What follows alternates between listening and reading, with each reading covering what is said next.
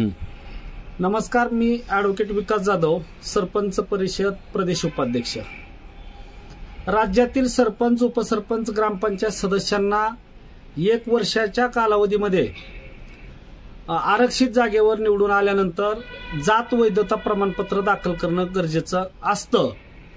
परंतु प्रशासनाच्या हलगर्जीपणामुळे आमच्या सरपंच, उपसरपंच आणि ग्रामपंचायत सदस्य जे की ओबीसी आणि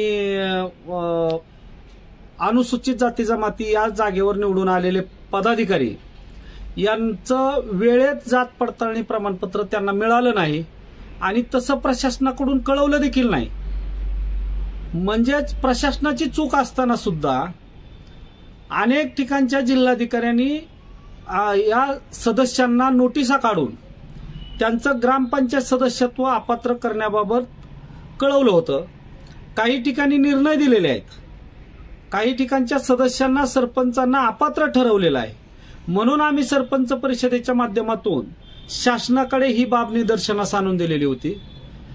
त्यामध्ये प्रामुख्याने आमच्या सोलापूर जिल्ह्यामध्ये ज्यावेळेस पालकमंत्री तथा ग्रामविकास मंत्री जयकुमारजी गोरे साहेब सोलापूर दौऱ्यावर आले होते, त्यावेळेस आम्ही शिष्टमंडळानं भेटून त्या ठिकाणी सरपंच परिषदेच्या ही मागणी लावून धरलेली होती की जात वैधता प्रमाणपत्र हे प्रशासनाच्या हलगर्जीपणामुळे मिळालेलं नाही मुदतीत, त्यामुळं ते दाखल करण्यासाठी मुदत वाढवून द्यावी आणि जे काही अपात्र ठरवलेले सरपंच आणि उपसरपंच किंवा सदस्य आहेत त्यांना देखील स्थगिती देऊन त्यांचा कार्यकाल कंटिन्यू करावा अशी आम्ही मागणी केली होती।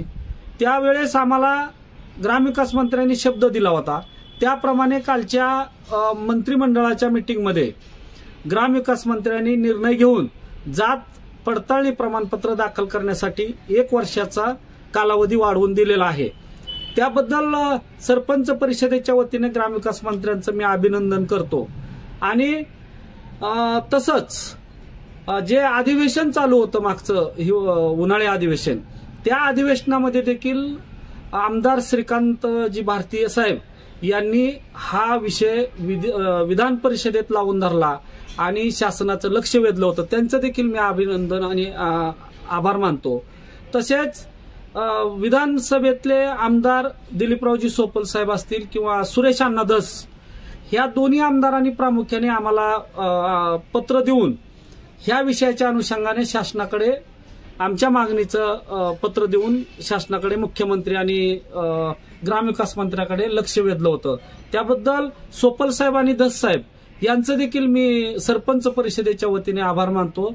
आणि इथून पुढच्या काळात देखील आमच्या ज्या काही सरपंच परिषदेच्या माध्यमातून सातत्यानं पाठपुरावा होतो, सरपंच, उपसरपंच आणि ग्रामपंचायत सदस्यांना ज्या काही अडीअडचणी येत आहेत त्याचा पाठपुरावा चालू राहील। तसेच अनेक मागण्या आहेत, पुढच्या आठवड्यात ग्रामविकास मंत्र्यांनी मीटिंग लावण्याचा देखील शब्द दिलेला आहे।